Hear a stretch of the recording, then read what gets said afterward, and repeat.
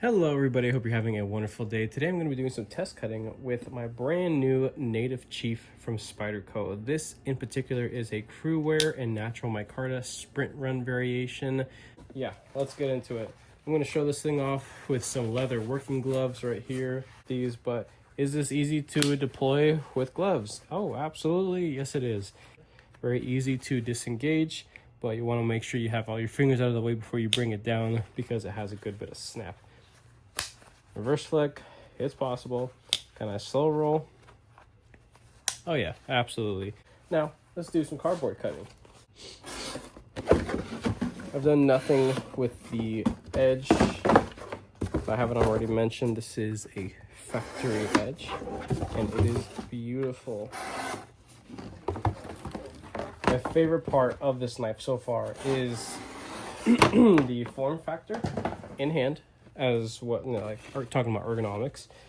Now, when it comes to this blade material itself, I have very little experience with having it long term. I have sharpened, a couple instances of Crewwear in the past, but I've never actually owned a piece long enough to say how it fares long term.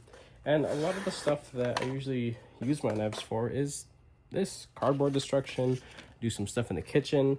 I did go ahead and chop up tomatoes, onions, and I did some slash cuts on some hot dogs for dinner. I like caramelized onions on my hot dogs and stuff. So I'm a savory sweet kind of guy. So yeah, for the onions, I keep it super simple. I prefer red onions for caramelized onions, but white or yellow are just fine.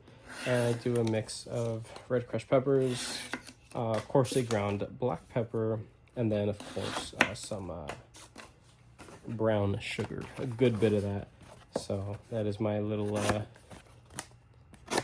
don't know, verbal kitchen tutorial on caramelized onions. It's a beautiful topping for hot dogs. I freaking love it. Yeah, this thing is going through everything as it should, like an absolute champ. A genuine dream and treat to use this model right here. Let's start getting some more difficult cuts. So let's stack these up right here. Like butter. Beautiful. Let's a little more of this. That went pretty deep. Let's see about some utility cuts right here. Get to that tip. Oh yeah, that's good. That's real good stuff right there. Check out that tip. Obviously stupid thin, quite delicate. I wouldn't be doing any prying with this, that's for sure, especially on a higher HRC or hardness tool steel like this. Definitely wouldn't be doing any sort of lateral torquing. Not torquing, torquing. So, kind of curious, what does lateral torquing look like actually? I'll ask the missus to demonstrate later on.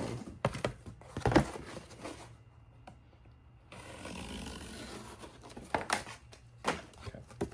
So let's start stacking up these sheets right here. Nice. 4 of them right here. Now we go 8. Honestly, this is something that I could probably use for quite some time barehanded without getting any sort of major blisters, especially if I'm doing push cuts like that, because a lot of the stress falls right there for me. So it's typically in this little spot. When I have done, long-term testing for cutting, I've developed like really large blisters, like right here on the side, sometimes in the middle. They suck. They're obviously not fun. But on something like this, it's actually pretty soft and quite comfortable right there. Beautiful. Freaking beautiful. So yeah.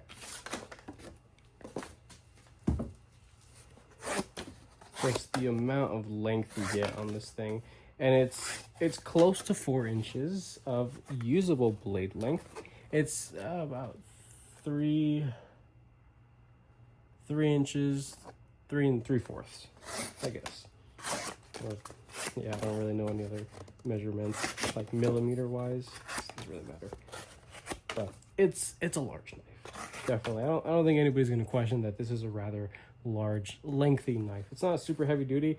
It is surprisingly, to my surprise, under 5 ounces. It was 3.7 or something like that, which is pretty darn impressive for how much, you know, usable knife you're actually getting. And just as I'm using this thing, the one thing that keeps coming into my head is how comfortable it is to actually use.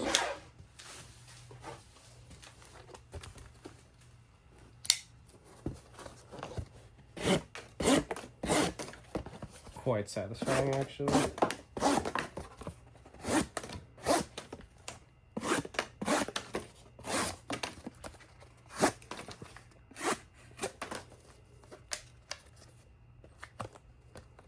Nice. Some real hard use right here, that's for sure. Got a box right here. Pepto. I don't know how to unfold this thing, so just take a knife to it. Break it apart. Starting at the corners, of course.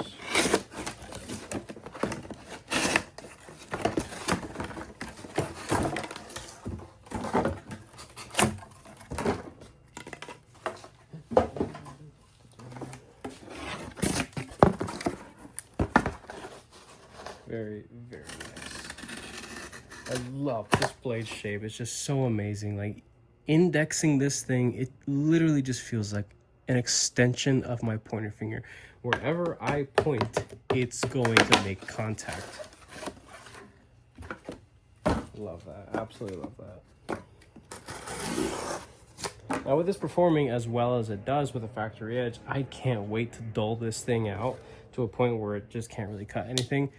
So that I could put my own custom edge on this. Because it's, you know, super thin and slicey, I want to put something that is going to complement it. I don't really like hard use my stuff, but I try to be mindful about the things that I cut. The hardest thing I will ever do is maybe some feather sticking on some softwood. That's it. I don't have any hardwood trees around me on, you know, our property. But here around the house, yeah, I think they're all just softwood trees.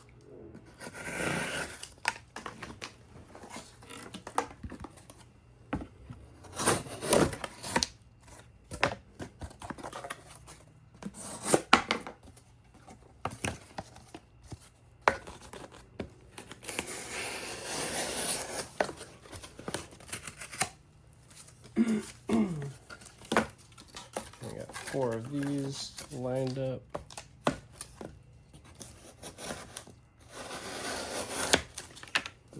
Nice.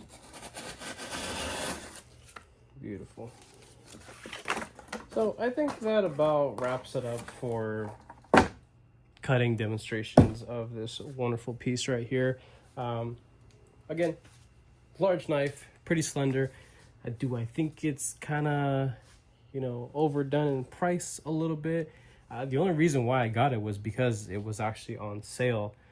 But would I have paid full price? No. And there's a reason why I haven't had this, because I'm just not willing to pay full price for this kind of knife. Even after everything was said and done, it was still about $210 for this thing right here. And yeah, well, it's cool, you know, you're getting a good chunk of some, you know, high performance or, you know, a hyper blade material crew wear here, and, you know, good chunks of natural micarta. But for what this thing costs, and I understand made in the US, whatever, on Earth, you know, it's pretty impressive. But do I think that this thing is worth full price? Absolutely not.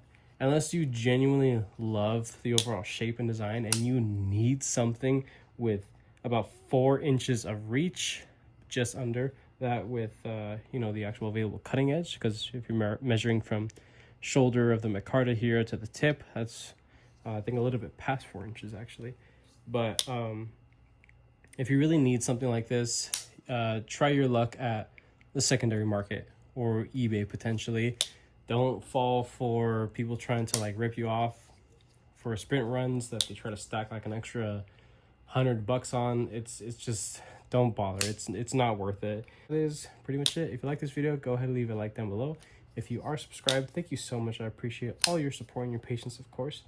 If you are not subscribed, please consider subscribing because I put more videos and content coming your guys this way. With that being said, I hope you have a wonderful rest of your day.